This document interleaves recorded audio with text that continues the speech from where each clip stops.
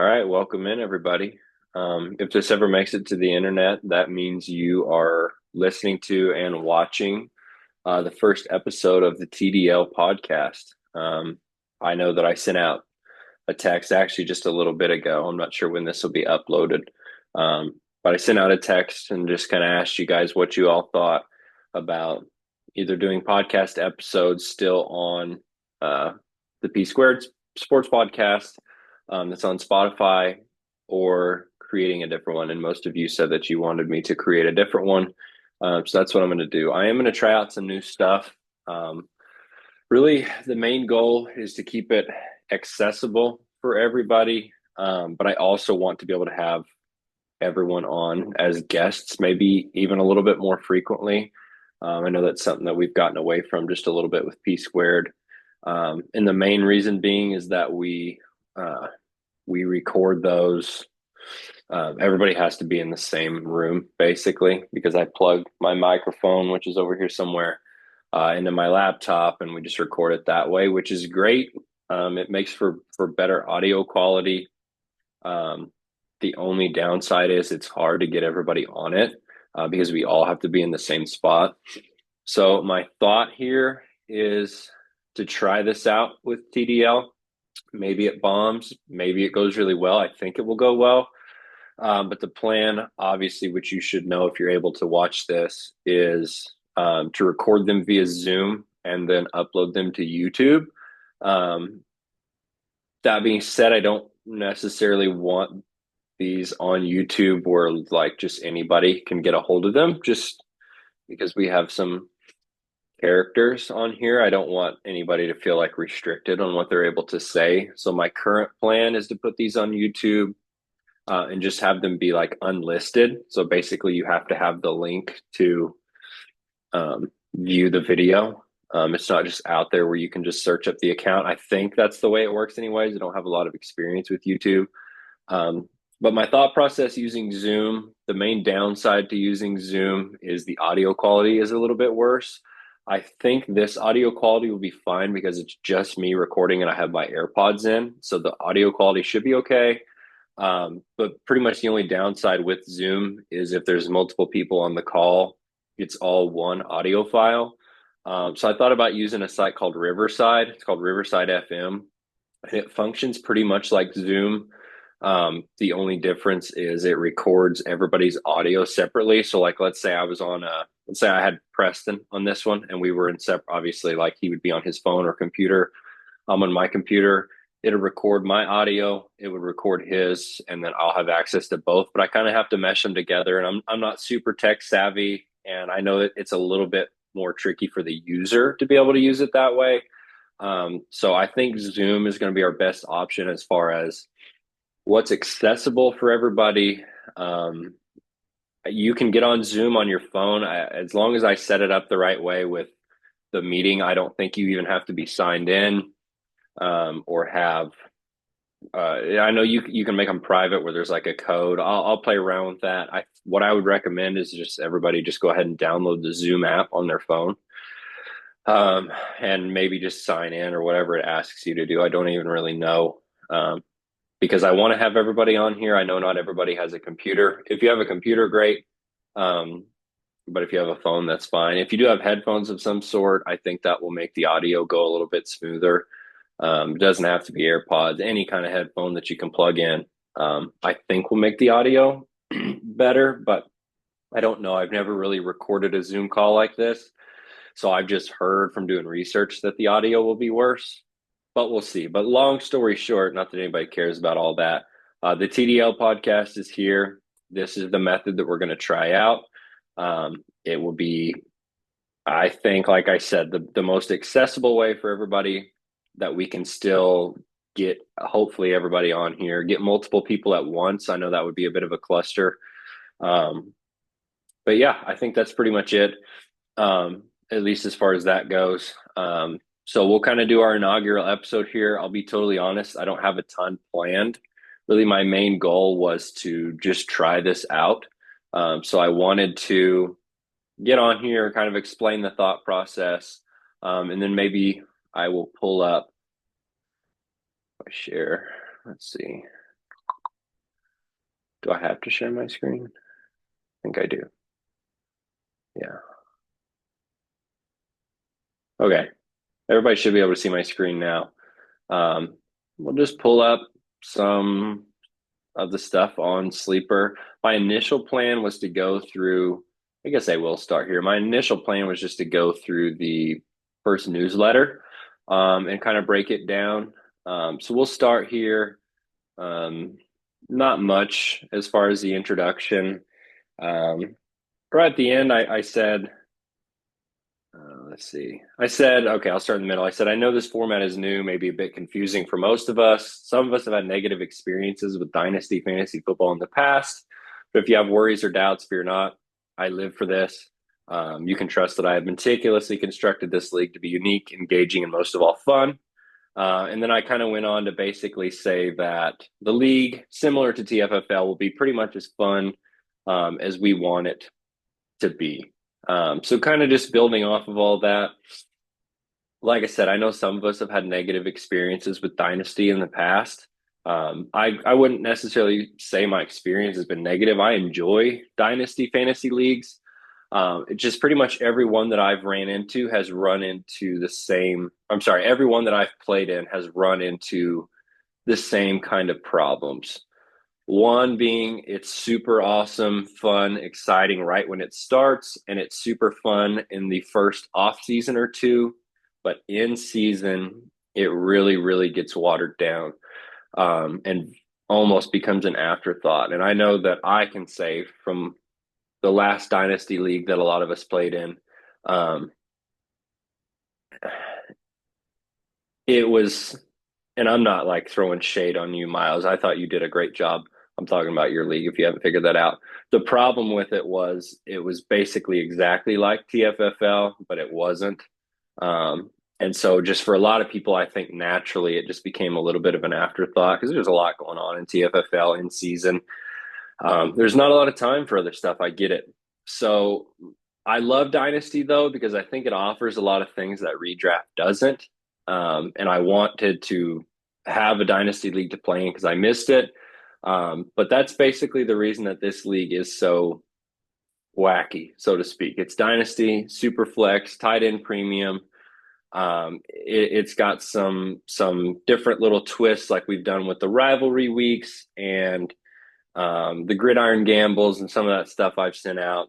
If it seems weird, it's kind of by design supposed to be weird, or just quirky and different. I'm trying to make it feel as distinctly different as possible, um, with the hopes of keeping it fresh, trying to implement as much fun stuff in the season as possible.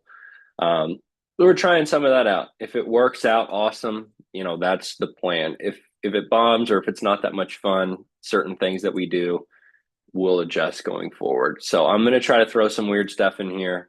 I don't want it to be confusing, but I want to throw enough in where it incentivizes winning as much as possible. I know that's also something with Dynasty is that I've also ran into is a lot of people like to build for the future and then they kind of lose interest in the season or they end up just leaving the league altogether or the entire league blows up.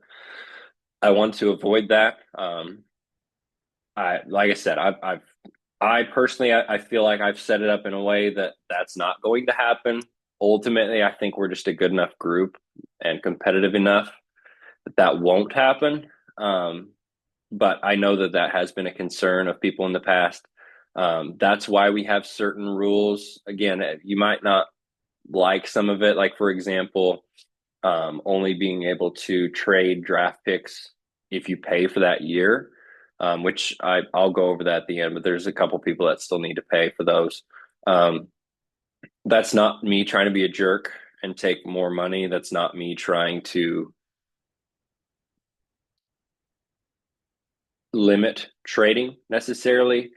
That's me trying to safeguard against people leaving or the league just blowing up entirely. Absolutely feel free to trade. The only difference is if you're going to trade away a 2028 pick, in my mind, it's fair that you've paid your entry fee for that year because then we can assume that you are playing that year. And it's just, I don't know. It's going to be I don't know. We'll see how that goes. I don't anticipate that rule ever changing because it's already in effect and multiple people have traded future picks. That's great. The only thing is just pay for that year. That way, whether it pays off and you're awesome or whether you suck by that point, you're still in the league and you're still active and you're still trying. Same deal with like the low scorer fees. We're going with two of them instead of one just because there's 12 people. Top scorer each week also gets $5. Top two scorers, that would be just trying to mix in as much weekly stuff as possible. Again, because I know it's easier to forget about Dynasty and maybe just be a little bit less urgent. In TFFF, that's a lot of F's. It already has one too many F's. It should have probably just been TFL, but it's too late to change it.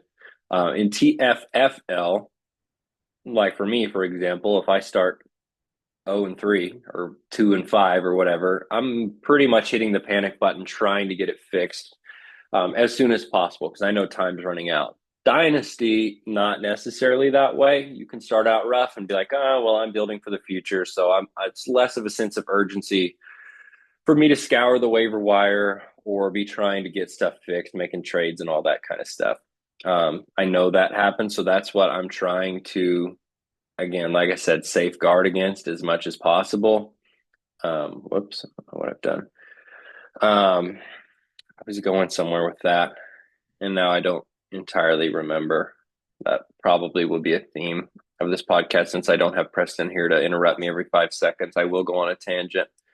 Man, I don't remember really what kind of point I was trying to make with that. I don't even remember what I was saying at this point. I'll probably think of it at some point. But again, I did just kind of want to explain the rationale behind some of the policies and some of the decisions that have been made for this league, just so that it hopefully makes a little bit more sense. But yeah, I think that's pretty much that. I did want to go over the preseason power rankings. The only problem is there's been a lot of trade. Not that that's a problem. That's great. There's been a lot of trade since then. So these positional rankings probably don't quite matter as much. So I'm probably just going to skip those, but I will look. I will take a look here at the preseason power rankings, and before we kind of get into some of the shakeup. So the aggregate. So this chart here, this was basically from the poll, which only 9 people filled out. It's anonymous. I don't know who the 3 are that didn't fill it out. But if you didn't, I'll probably send stuff out like that more often. I know that one was a bit of a lengthy poll and maybe required a little bit of research to be done. Like it took me probably 20 or 30 minutes to fill it out because I kind of wrote down everybody's teams and stuff like that. Going forward, I'll try to keep them a little bit shorter. But if you would just take a few minutes and fill it out to the best of your ability, chances are I'm either using it for a newsletter or using it for a podcast, trying to do something fun for you guys with it. So just take a few minutes and do it. But basically, this was combined from the 9 results. This was the average score for everybody at quarterback, running back, receiver, tight end, win now, and then beyond 25. And then all of that averaged out is how I did these preseason power rankings. You guys know from TFFL, or those of you that are in it anyways, we've had some controversy on power rankings in the past. You guys kind of know that me and Preston both put our own spin on that a little bit. It's not necessarily a carbon copy of the standings or the points or whatever. It's a mix of everything. It's kind of a mix of who's hot, who's not, as well as past success, all that kind of stuff. These will most likely function the same, but these first ones, I felt the most fair way to do it was just to have them be voted on by you guys. I thought that was the best way to do it. So that's how these were. These 1 through 12 is exactly like this one. So I did not put any of my own personal influence on it. I just filled out a poll, just like you guys. But Taylor 1, Preston 2, Nolan, Dan, Jamie, Miles, Tony, Spencer, Damon, Cam, Peyton, and Bo was the way that shook out. So it's kind of how our initial power rankings, just kind of how the league generally feels about everybody's roster. I know we're still in late May here, so we're still a few months out from games, but it's closer than it seems like. Um, so this will be rolling sooner. That's why I'm trying to start getting some content out there and have some fun with it. But kind of going off of that, actually, we'll put a pin in this. We'll come back and we'll revisit the preseason power rankings, and then we will go over here to Sleeper and we'll look at some of the trades and maybe just kind of try to talk through some of the rationale. I do want to have you all on here at some point to explain your thought process, but for this initial one, we'll just kind of lay the groundwork, lay the framework, and then we'll go forward from there. I do want to go over a little bit of the breaking news just to make sure everybody's clear. So breaking news, 2025 schedule is live, pretty much right when the draft finished, actually. You can go in and you can see your schedule in the app, so you can see who you play each week. It's 14 weeks. I guess you guys should know that at this point, but it's 14 weeks, and then the playoffs are 3. Since we're a 12-teamer, it's a 3-week playoff instead of 2. But the main things that I went over as far as breaking news, is we will have rivalry weeks. That was in the initial proposal that I sent out. It's in our constitution as well. If it's a rivalry week, nothing changes. The only difference is that you will play your opponent and there's like a $10 side bet on the line. So week 1, for example, Damon. Let's say Damon beats Dan. Dan has to Venmo Damon $10. That's the only thing. That doesn't go into the pot. That's just loser pays the winner. So we have 3 of those throughout the season. Week 1, obviously, it's a new league. I wanted to try to implement or force maybe some rivalries early on, just because this is brand new for a lot of us. There's no history with this league. TFFL, we're going on year 6. There's obviously a lot of history that we'll get into at some point for that podcast. We've always got craziness going on, but obviously this league's new. So week 1, rivalry week, it's called Opening Salvo. Will be Dan against Damon, Jamie Taylor, Preston Cam, Nolan Spencer, Miles Tony, and Peyton versus Bo. So these rivalries weren't necessarily, I didn't go through the schedule and pick these on purpose. The schedule generated itself on Sleeper. And then I just kind of picked 3 weeks. I did go through and make sure that you will have 3 unique rivals. I don't want anybody to have a repeat. So that's kind of what maybe went into which week became a rivalry week. But that's really it. It was mostly random. Week 8 will be midseason mayhem. Cam against Dan, Preston against Damon, Nolan v. Bo, Tony and Taylor, Jamie Miles, me against Spencer. And then week 14 is a rivalry week as well. That one was kind of intentional, just to make sure that everybody has something to play for that last week, just because ideally it's a tight playoff race. And, it always sucks if somebody gets a quote unquote easier matchup than somebody else. So just making that as a rivalry week. That way, hopefully everybody's motivated to win as much as possible. So Damon Taylor, Jamie Dan, Preston Bo, Spencer Tony, Nolan Miles, and then me against Cam.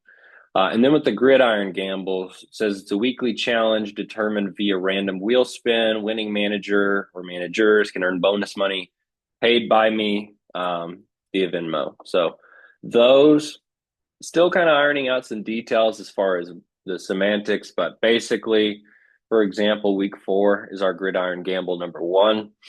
Well, I'll create a wheel. I may let you guys have some input on what goes into the wheel as well. We'll spin it. It'll land on something random. So, for example, I put in here like biggest blowout. I'm thinking stuff like that. Biggest blowout, like most points by a quarterback, yada, yada, yada. Something random. And whoever that applies to, whether it's 1 or 2 managers, will get a little bit of money from me. Probably not much. I'm a teacher. I'm not like rich, but $10 or so, I think feels pretty fair doing it 3 times in a year. So those will be week 4, week 6, and week 10. So like I mentioned earlier, trying to spice it up a little bit. That's at least basically half the season, pretty close. It's 6 out of 14 weeks that have some sort of a theme going on. So that's what we'll go with for this year. If they go great, we may add more. We may leave it. If they suck, we may take them out. But I think they'll be fun. I mean, it's basically, the Gridiron Gamble is literally just a way for people to win extra money in season, try to keep everybody motivated. And then the rivalry weeks hopefully generate rivalries, extra chance to win money, that kind of stuff. So the other big thing I wanted to go or talk about is we are going to have a trophy. So excited to announce TDL will feature its own unique trophy. Champions will have their name, their name, their team name, and the year that you won, laser engraved on this beautiful golden trophy. And then you get to possess it for the year. So exactly like the belt functions in TFFL. I didn't want to do a belt just because that is kind of special to TFFL, but I did want there to be something because I know for TFFL people, I can attest, seeing as how I have, you can maybe see it back there on top of the fridge, my belt. I cared more about that than the money. I didn't give two shits about winning the money. I just wanted to be in possession of that belt for a year. And I think everybody else that's won it would say the same thing. I mean, the money's nice, but the belt is where it's at. So I wanted to have something like that for this league, but also keep it uniquely different. So yeah, we'll have this trophy. I don't have it yet. I just have this picture of it, but I'll get it ordered. I'll pay for it. It's not a big deal. So yeah, it's the same site that I ordered the belt from, as well as all the engravings and stuff. So they do pretty good stuff. But yeah, as far as that goes, I thought we would maybe jump in and take a look at some trades. So let me go. If I can figure out, here we go. League chat, I think is the best way. I scroll all the way.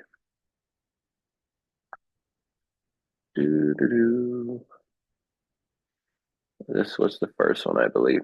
Yeah, so our first trade went down. It was between Damon and Taylor. Man, this is hard to see on here. Let me just look at it on my phone, but I'll keep it pulled up here. Here we go.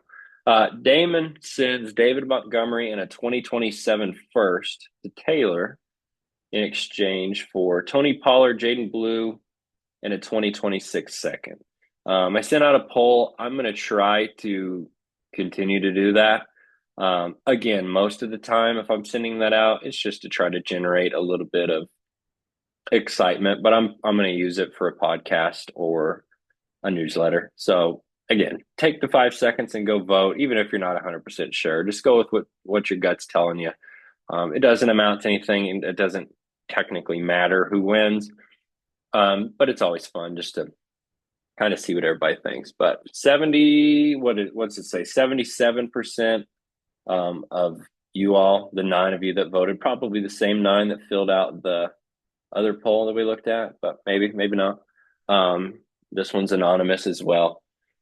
7 out of 9, so 77% said Taylor won. I don't know if I should leak this or not, but I have heard through the rumor mill that Damon did not know he was sending a 2027 first. He thought it was just Montgomery for Pollard, Blue, and a 2. So I don't know. I guess the moral of the story there is be careful trading with Mr. Taylor Burrow, which we will get into in a little bit. That's all I'm going to say about that.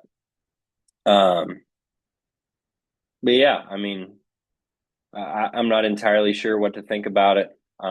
Flipping a 26-2 for a 27-1, and flipping 2 backs who should both be pretty solid this year, I think, in 2025, I think is okay. I really don't.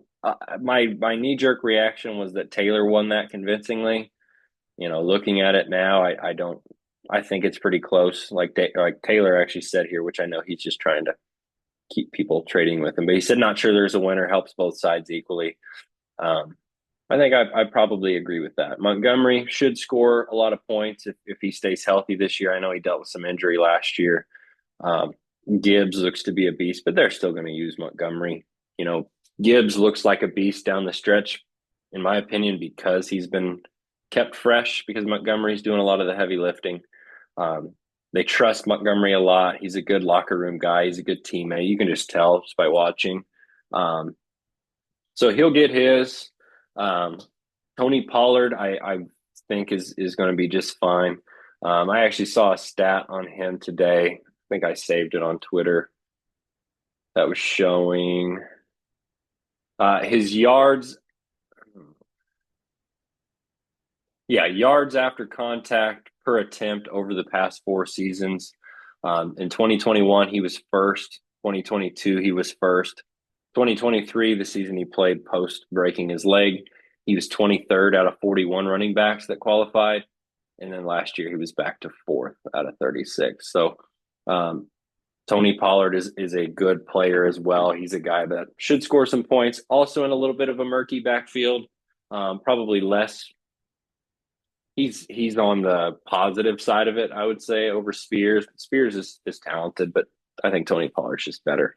And then Blue, has a chance to maybe seize the backfield in Dallas that has a lot of guys, but appears to maybe be wide open as far as somebody, um, being able to run away with that. So it was a good first trade, I think. I think that obviously opened the floodgates for some other crazy stuff to happen. So after that, there was 2 trades that pretty much went down back to back.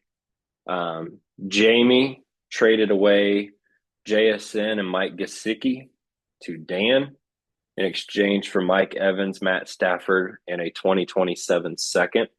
I could be way off. I'm looking at this. I think it's pretty clear that Jamie is maybe not necessarily all the way in win now mode, but it's pretty clear just in looking at his roster and looking at some of the moves that he's made that he's trying to position his team to contend early. So if I just go and pull that up here, am I just blind? There we go. Oh, I don't like how that looks. Why does that look so stupid? Hang on. Let's go to... Dude, what the hell? I don't like how that looks. How do I?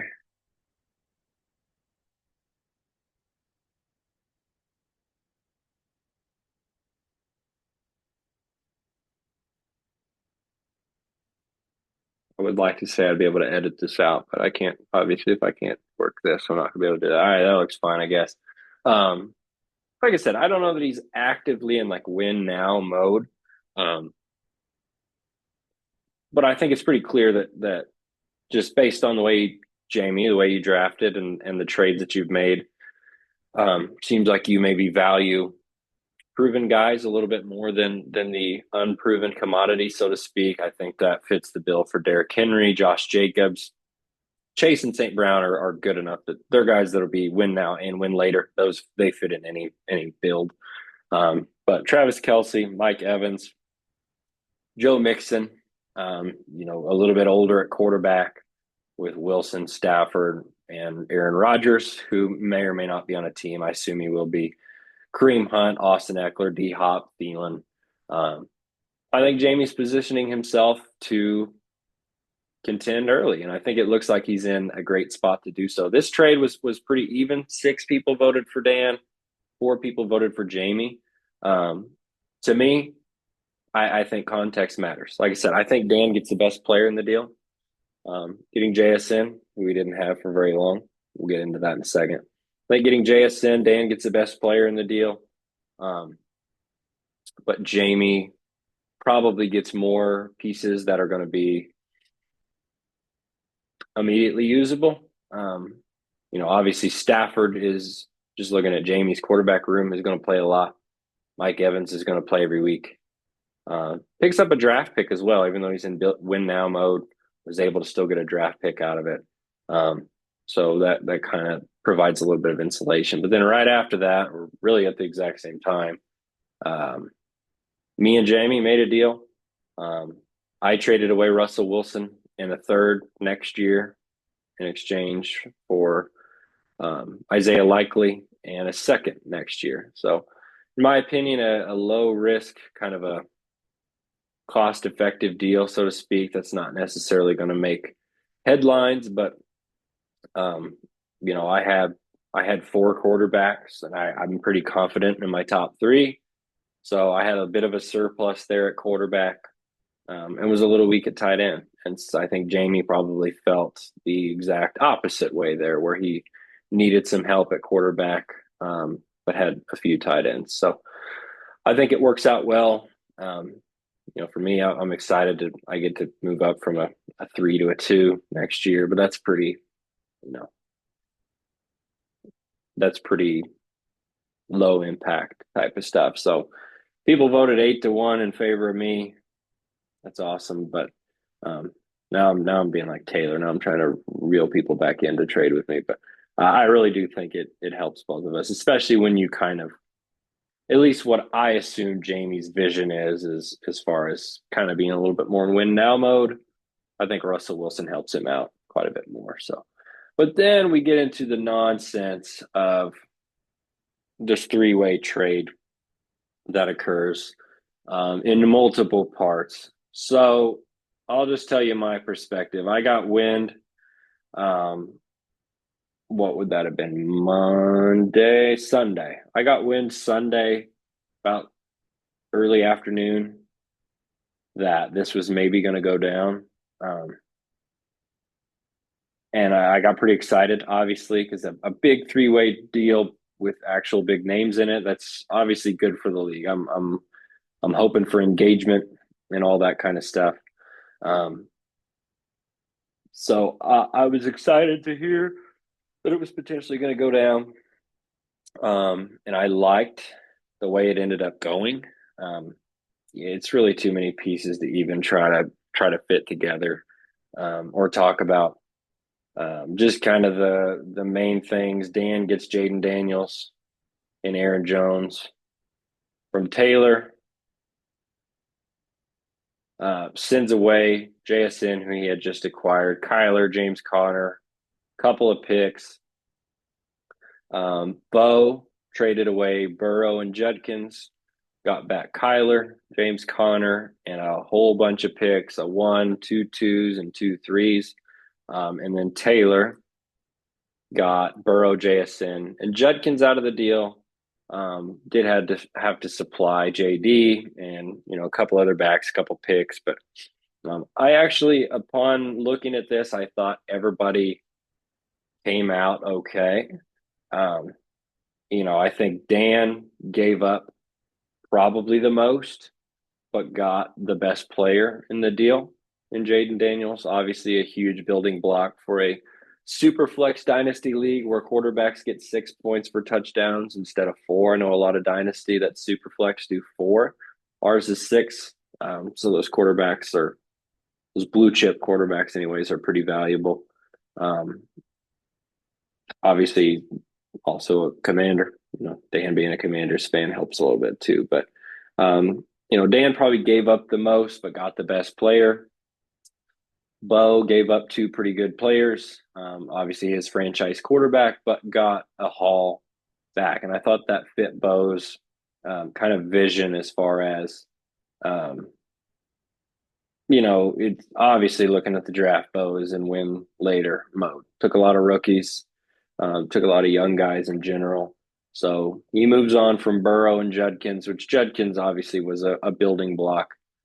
So maybe the Judkins for James Conner swap doesn't quite fit as much, but he was also able to gather so many picks out of it that I still thought it made sense within the context. And then Taylor obviously loses the best player in the deal, in my opinion, but ends up getting a great quarterback alongside him. Probably somebody that's in the same tier as him, maybe the lower tier, but very, very close. And then also gets JSN, a young stud receiver, and Judkins, a young running back as well. So I thought everybody obviously had their pros and cons, but the deal made a lot of sense for all parts, and I loved it. I was excited. Then a few minutes later, Bo takes Kyler Murray, who he just traded for, and 3 first-round picks and sends them to Taylor in exchange for Joe Burrow, the quarterback that he just had 5 minutes prior. That's where this got a bit perplexing to me. Um, Again, I'm not trying to talk smack Bo, um, but Bo, to me, at least from my perspective, appears to be in win later mode. So that's why I thought the initial trade made a lot of sense. Burrow's a guy that he could get a lot of pieces for, and that's what he had done. He pivoted down from Burrow to Kyler Murray, and got 1, 2, 3, 4, 5 picks out of the deal. I thought that was smart. I thought, like I said, played right into what he was going with. I don't know if he maybe had seller's remorse. I've heard some varying stories on what exactly happened. But then to take Kyler and 3 more picks and send him right back for Burrow, it's a bit perplexing to me. Does not make much sense. Um, we'll see. It changes the name to the process, so I guess we're just supposed to trust the process. Bo Embiid. Um, so we'll see. Um, I think Kyler and a first round pick, maybe two for Joe Burrow is probably a little bit more fair. I even probably think two would be too much. But if you're like a contending team and you expect your picks to be late, or maybe you get a two back in there or something like that, seems a little bit more reasonable. But giving up 3 1s, I don't know. To get somebody, it's just the fact that it was to get Burrow, who Bo had just traded away. Kind of crazy, but we'll see, I guess. I can't remember if any trades have happened since then. The voting on that one, 5 people said Taylor won, 3 people said Dan, and one person who, if you put a gun to my head, I would guess that to be Bo, voted that Bo won the trade. But I could be wrong. But yeah, I mean, that was madness. I love that the league is off to a hot start. There's a lot of trades going down. That's obviously a great thing. I hope that continues. Again, like I mentioned before, if you do trade away, so like Bo, for example, if you trade away your first round pick in future years, those do need to be paid for. So make sure and get those paid quickly. Technically, I think I have it in the Constitution that it's like a 48-hour period to do so, or the trade would be reversed. I've not stuck to that just yet, just because I know that some people maybe don't even know that the rule is a thing. But let's get that paid for. That way there's no concerns. A few more guys on the trade block. I wish I could see. Can I see the trade block? I can. So I had a few of these on the newsletter. But there's been a few additions today. So I know Spencer added Hollywood Brown, Cortland Sutton, and Devontae Smith to the trade block. Not sure what he's looking for those, but just, shoot him a text, see what he wants. That's kind of my thing with Dynasty, is like I kind of try to attack it like I'm a real NFL GM. If I see a guy pop up on the trade block, whether I need him or not, I kind of just want to know the price. It's just good to know that kind of stuff, in my opinion, because if I'm trying to buy something down the road or I'm trying to sell something, at least I have a ballpark idea of what other prices are. So I love to do that. So if I put anybody on the block, shoot me a text. That's what I'm expecting. Cameron put Devontae Adams out there. Taylor's got Kyler Murray, Chris Olave, Alvin Kamara, and his first round pick this next year. Cameron also has Bryce Young out there in the trade block as well. And then Bo has Bashal Tutin and DK Metcalf. So you should be able to see this whether you're on a computer or your phone. If you just go to, I'll just make sure this is accurate, because I know most people use their phones. Yeah, if you just go to the league and you press trade, I don't really know if anybody can see it, but since I'm sharing my screen, but if you just press trade, it'll show you the trade block right there. So it's pretty easy to find. But yeah, so hopefully these trades keep going and then propel us basically right into what I hope will be an exciting season. So I did mention one other thing. I think it would be cool if everybody has like a name for their franchise. I know with just redraft fantasy, A lot of times, you'll name your team after a player that you have, or I said a corny name, like, one that's maybe a little bit more common. Um, that's fine. I mean, I'm not telling anybody how to name their team. I think it's kind of cool since it's Dynasty that everybody has a franchise name that they stick to. For me, for example, I named mine Champ Shit Only, CSO. Shout out Tony Ferguson. I always have my Dynasty teams named that. I love it. I had it named that in Miles's league, and I won it both years. So I'm sticking with Champ Shit Only. Damon's got an awesome one, Kick Ass Inc. I love that. Let's see. Obviously, Bo's the process. Tony's MAGA machine. I like that. Cam. I'm not going to say that one, just in case the feds are watching or anything. Jamie.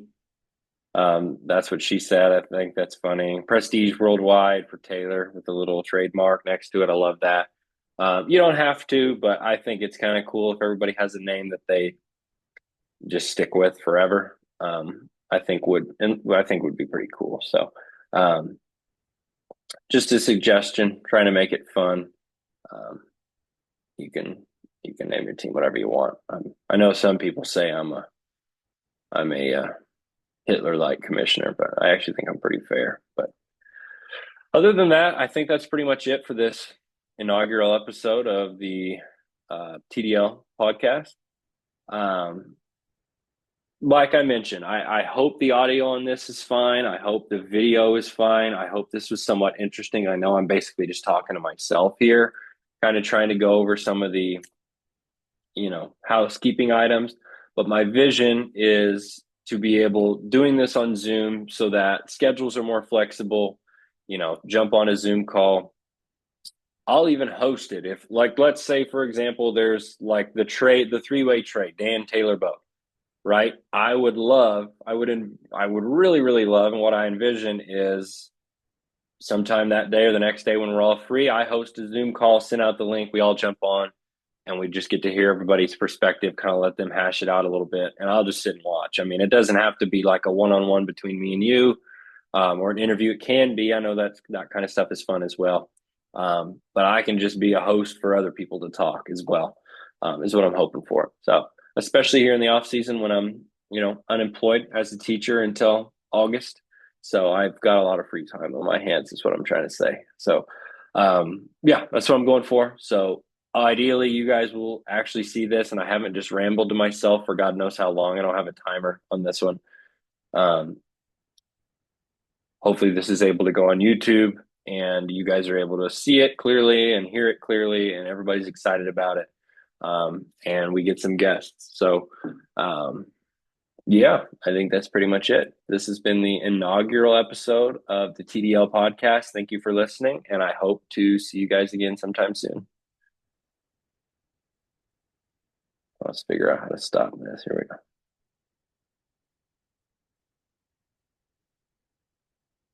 There we go. See ya.